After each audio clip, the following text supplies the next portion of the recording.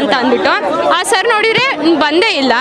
ಇವಿಷ್ಟೋ ತನಕ ಎಲ್ಲ ಇದು ಮಾಡ್ತಿದ್ದೀವಿ. ಪ್ರಿನ್ಸಿನು ಸಹ ಅವರು ಮಿಸ್ಬಿಹೇವ್ ಮಾಡ್ತಾರೆ ಹುಡುಗಿಯರ ಜೊತೆ, ಆದ್ರೂ ಯಾರು ಹೇಳಿರಲಿಲ್ಲ ಇಷ್ಟು ದಿನ. ಬಟ್ ಇವಾಗ 2 ಕೇಸ್ ಆಗ್ತಾ ಇರೋದು ಈ ಕಾಲೇಜಲ್ಲಿ. 2 ಕೇಸ್ ಆದ್ರೂ ನಮಗೆ ನ್ಯಾಯ ಸಿಕ್ಕೇ ಇಲ್ಲ.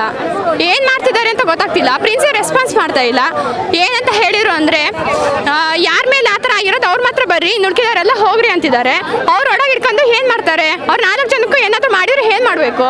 ಎಲ್ಲರ ಮುಂದೆ ಬಂದು ನ್ಯಾಯ ಕೊಡಲಿ ಅವರು, ಅಷ್ಟೇ. ಇದು ತುಂಬ ದಿನದಿಂದ ಆಗ್ತಿದೆ. ಸೂಪರ್ ಸೀನಿಯರ್ಸ್ ಎಲ್ಲ ಆಗ್ತಿದೆ, ಬಟ್ ಯಾರು ಹೇಳಿಲ್ಲ. ಬಟ್ ಇವಾಗ ಹೇಳ್ತಿದ್ದಾರೆ ಅಷ್ಟೇ.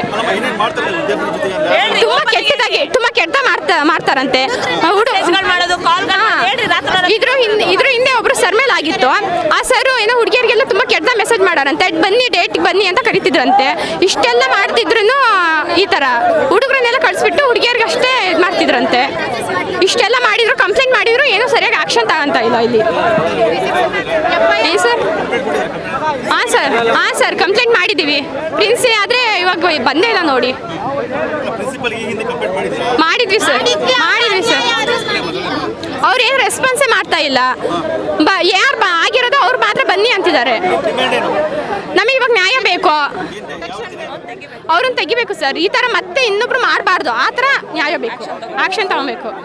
ಫಿಸಿಕ್ಸ್ ಲೆಕ್ಚರರ್ ಏನಿದ್ದಾನೆ ಅವರು ಸ್ಟೂಡೆಂಟ್ಸ್ಗಳ ಜೊತೆ ಸತತವಾಗಿ 1 ವರ್ಷದಿಂದ ಅವರ ಸೀನಿಯರ್ ಈಗಿರೋಂಥ ಬ್ಯಾಚಿನ ಸೀನಿಯರ್ಸ್ ಆಗಿರ್ಬೋದು ಅಥವಾ ಇವರಿಗೆ ಫಸ್ಟ್ ಇಯರ್ಸ್ನ ಜೂನಿಯರ್ಸ್ ಆಗಿರ್ಬೋದು, ಎಲ್ಲರಿಗೂ ಹೆಣ್ಮಕ್ಳ ಜೊತೆ ತುಂಬ ಮಿಸ್ಬಿಹೇವ್ ಮಾಡ್ತಾನೆ. ಮತ್ತು ಲ್ಯಾಬ್ಗಳಲ್ಲಿ ಹೋದಾಗ ಗಂಡು ಮಕ್ಕಳಿಗೆಲ್ಲ ಹೊರಗೆ ಕಳಿಸಿ ಬರೀ ಹೆಣ್ಮಕ್ಳ ಜೊತೆ ಕ್ಲಾಸ್ ಮಾತಾಡೋದು, ಹತ್ರ ಬಂದು ನಿಂತ್ಕೊಳ್ಳೋದು, ಎಲ್ಲೆಲ್ಲ ಮುಟ್ಟೋದು, ಆಮೇಲೆ ರಾತ್ರಿ ಅವ್ರಿಗೆಲ್ಲ ಮೆಸೇಜ್ ಮಾಡೋದು, ಕಾಲ್ಗಳು ಮಾಡೋದು, ಇವೆಲ್ಲ ಮಾಡ್ತಿದ್ದಾರೆ.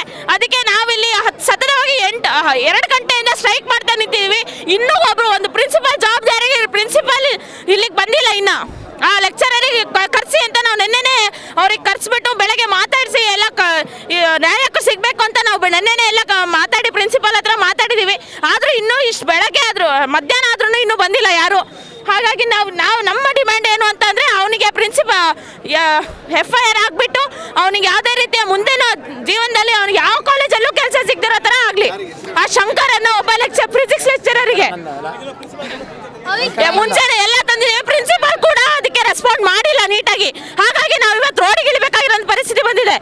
ಹೀಗೆ ಮುಂದುವರಿತಾ ಹೋದ್ರೆ ಹೆಣ್ಮಕ್ಳಿಗೆ ಏನಾದರೂ ರಕ್ಷಣೆ ಸಿಗಲಿಲ್ಲ ಅಂದರೆ ಇದೇ ಕಾಲೇಜ್ ಬಿಲ್ಡಿಂಗ್ ಮೇಲೆ ಹೆಣ್ಮಕ್ಳು ಏನಾದರೂ ಆತ್ಮಹತ್ಯೆ ಮಾಡ್ಕೊಂಡ್ರೆ ಪ್ರಿನ್ಸಿಪಲ್ ಉತ್ತರ ಕೊಡ್ತಾರೇನ್ರಿ? ಪ್ರಿನ್ಸಿಪಲ್ ಉತ್ತರ ಕೊಡ್ತಾರ? ಪೇರೆಂಟ್ಸ್ಗಳಿಗೆಲ್ಲ ದೂರ ಊರಿಂದ ಎಲ್ಲ ಬಂದಿರ್ತಾರೆ ಪ್ರಿನ್ಸಿಪಲ್ ಸ್ಟೂಡೆಂಟ್ಸ್ ಅವ್ರ ನಂಬಿಕೆ ಮೇಲೆ. ಏನು ಮಾಡ್ತಾರೆ ಇದಕ್ಕೆಲ್ಲ? ಈ ಎಲ್ಲ ಕಾಲೇಜ್ಗಳಲ್ಲೂ ಇಂತಿಂತ ಒಬ್ಬ ಹಲ್ಕಟ್ ಲೆಕ್ಚರರ್ಸ್ಗೆಲ್ಲ ಬಂದು ನಿಂತರೆ ಎಲ್ಲ ಬೇರೆ ಲೆಕ್ಚರರ್ಸ್ಗೂ ಅವಮಾನ, ಸ್ಟೂಡೆಂಟ್ಸ್ಗಳಿಗೆ ಕಾಲೇಜಿಗೆ ಯಾಕಾದ್ರೂ ಬರ್ತೀವೋ ಅಂತ ಅನ್ನಿಸ್ಬೇಕು. ಆ ಥರ ಮಾಡ್ತಿದ್ದಾರೆ. ಹಿಂಗೆ ಮುಂದುವರೆದ್ರೆ ಮಾತ್ರ ಇದಕ್ಕೊಂದು ಕ್ರಮ ಕೈಗೊಳ್ಳಲೇಬೇಕು. ಇಲ್ಲ ಅಂದರೆ ನಾವು ಯೂನಿವರ್ಸಿಟಿ ಮೇಲೆ ಮುತ್ತಿಗೆ ಹಾಕಬೇಕಾಗತ್ತೆ. ಯಶಸ್ವಿನಿ ಅಂತ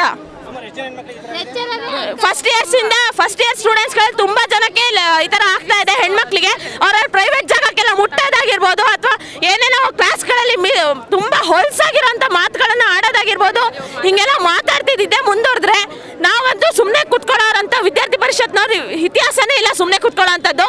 ಹಾಗಾಗಿ ನಾವು ಇವತ್ತು ಹೇಳ್ತಾ ಇದ್ದೀವಿ, ಹಿಂಗೆ ಏನಾದರೂ ಮುಂದುವರೆದ್ರೆ ಮಾತ್ರ ಅವನಿಗೇನೋ ಕಠಿಣ ಕ್ರಮ ಕೈಗೊಳ್ಳಿಲ್ಲ ಅಂದರೆ ಅವನನ್ನು ಅರೆಸ್ಟ್ ಮಾಡಿಸ್ಬೇಕು. ಕಠಿಣ ಕ್ರಮ ಕೈಗೊಳ್ಳಿಲ್ಲ ಅಂತ ಅಂದರೆ ಮಾತ್ರ ವಿದ್ಯಾರ್ಥಿ ಪರಿಷತ್ ಸುಮ್ಮನೆ ಮಾತ್ರ ಕೂತಿರಲ್ಲ, ಏನು ಯೂನಿವರ್ಸಿಟಿ ಮುಂದೆ ಹೋಗಿ ಮುತ್ತಿಗೆ ಹಾಕತ್ತೆ.